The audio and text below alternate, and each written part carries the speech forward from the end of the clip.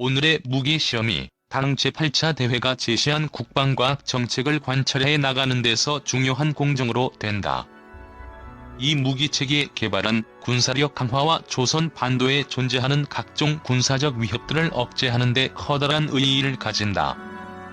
병철 북한 노동당 중앙군사위원회 부위원장은 25일 함경남도 함주 일대에서 실시된 KN-23 단거리 탄도미사일 시험 발사 직후 이 같은 평가를 남겼다.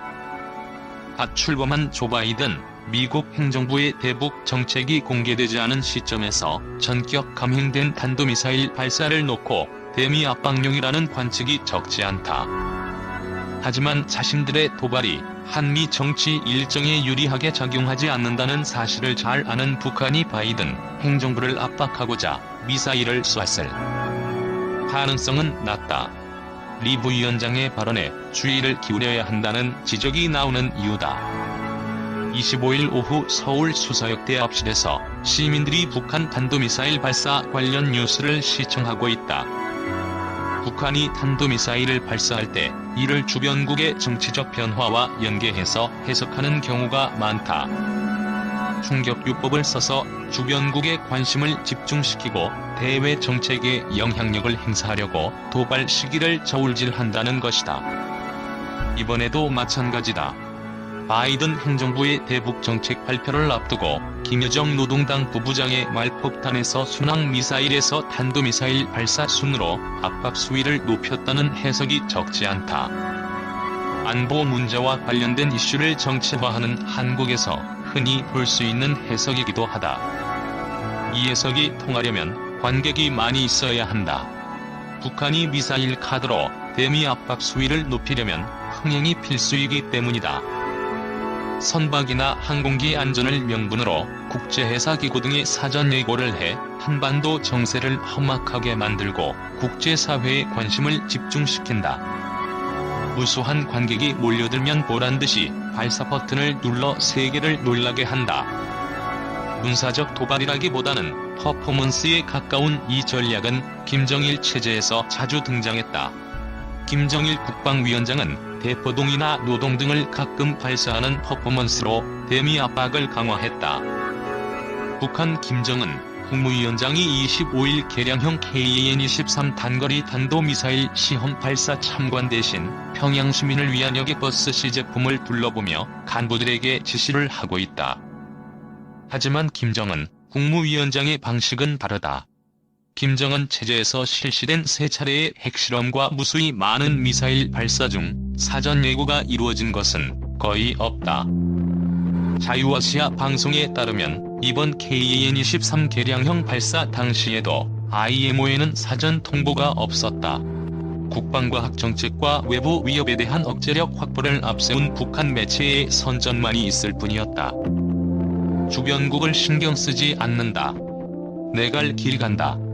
김정은 체제에서 탄도미사일 발사는 정치적 의미를 담은 퍼포먼스라기보다는 핵과 미사일 능력 고도화를 위해 이루어지는 기술적 시험에 가깝다는 해석이 나오는 대목이다.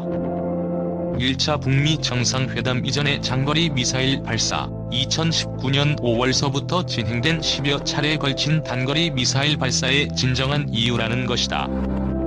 지난 25일 함경남도 함주 일대에서 개량형 KN-23 단거리 탄도미사일이 발사되고 있다. 연합뉴스, 조선중앙TV. 핵탄두와 미본토 타격이 가능한 대륙간 탄도미사일을 만들어 2017년 핵무력을 완성했다면 2019년부터는 한반도를 사정권에 두는 신형 미사일을 개발해 전술적, 전략적 차원의 핵무력을 모두 갖추겠다는 의미다. 이번 KN-23 개량형 시험 발사도 마찬가지다. 북한은 프로키동과 개량한 고체 연료 엔진 특성 등을 점검했다고 밝혔다. 동해안에서의 첫 시험 발사는 비행 안전성 점검 차원에서 진행되는 것이다. 향후 서해안에서 북한 영토를 가로질러 동해상으로 발사하는 형태의 실전적 시험 발사를 거쳐 실전 배치가 이루어질 전망이다. 전술적 차원의 핵무력 강화 효과가 있다. 고체 연료로 바뀐 단거리 미사일과 달리 여전히 액체 연료를 쓰는 중장거리 미사일 개량 차원에서 이번에 시험한 개량형 고체 연료 엔진 기술을 활용해 신형 중장거리 고체 연료 미사일 개발을 시도할 가능성도 있다. 이는 김 위원장이 지난 1월 노동당 제8차 대회에서 언급한 고체 연료 ICBM과 잠수함 발사 탄도미사일, 핵잠수함, 극초음속 활공비행 전투부 개발 등과도 맞닿아 있는 부분이다. 지난 1월 평양서 열린 노동당 제8차 대회 열병식에서 북한의 개량형 KAN-23 미사일들이 발사 차량에 실려서 등장하고 있다. 연합뉴스, 조선중앙통신. 북한의 이번 발표가 과장됐다는 지적도 많다. 북한은 한반도 전역을 사정권에 두는 600km를 날아갔다고 발표했으나 한국군은 450km라고 밝혔다. 신종우 한국 국방안보 포럼 전문연구위원은 상승 또는 종말 단계에서 레이더 탐지가 제한되는 부분이 있어 분석에 차이가 있을 수 있지만 2019년 5월 KN-23 첫 발사 당시 비행거리가 240km였다는 점을 감안하면 북한의 주장은 의심스럽다고 지적했다. 발사 차량의 폭이 큰 차이가 없다는 점에서 탄두 중량이 2.5톤이라는 것도 확실치는 않다. 하지만 개량형 KAN-23의 등장은 그 자체만으로도 상당한 부담이다. 지난 1월 노동당 제8차 대회 열병식에서 모습을 드러낸 이후 3개월도 채 안 돼 실시된 첫 시험 발사에서 450km를 날아갔다는 것은 기존 KAN-23이 처음 등장했을 때보다 완성도가 높다는 뜻이다. 이것만으로도 북한은 개량형 KAN-23을 개발한 목적을 충분히 달성할 수 있다. 미사일 경쟁을 벌이는 국가는 상대방이 우수한 미사일을 보유하고 있다고 생각하게 만드는 것만으로도 전략적 억제력 달성이 가능하다. 이병철 북한 노동당 중앙군사위원회 부위원장이 25일 개량형 KAN-23 단거리 탄도미사일 시험 발사 직후 수행원들과 함께 박수를 치며 기뻐하고 있다. 연합뉴스, 조선중앙통신.